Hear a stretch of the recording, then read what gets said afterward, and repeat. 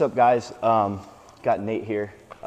He's going to help me demo a really basic speed mechanics drill because there's a couple ways you can help somebody get faster. One of the ways is being able to move their legs quicker. Another way is being able to push off the ground harder. Those are the two main ways to increase somebody's ability to run fast. So this drill is basically removing the upper body, so an athlete or someone who just wants to get faster can work on their rapid leg cycling and move really fast with their legs.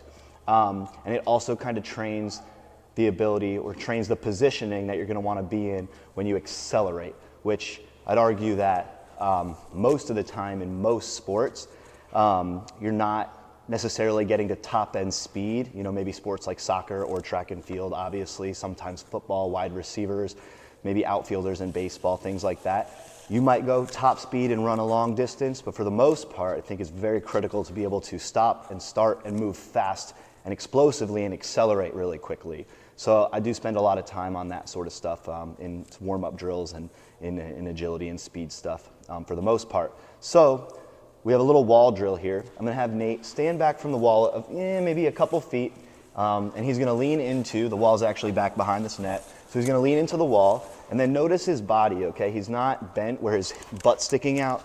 He's at about a 45-degree angle, which is where you're gonna wanna be when you accelerate, so you're just training that position in a stationary manner. Then what he's gonna do, he's gonna lift one leg up, and then lift the other one up so they could see that, okay? And what you'll notice is his toes are pulled up toward the ceiling, and his heel's right underneath his hamstring. His knee is about parallel with the ground. So that's what you're looking for when people do high knees, when people do these sorts of drills, okay? And then what I'll do first is just start slow.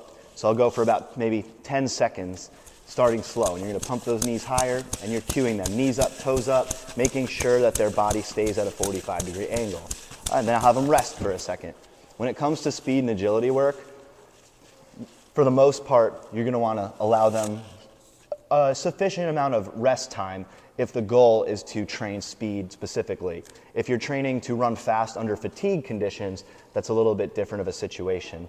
So that's a caveat to it. But you want to give them a good amount of rest, because if you're fatigued trying to run fast, you're not running as fast as you can or moving as fast as you can. And your body adapts exactly to what you tell it to do.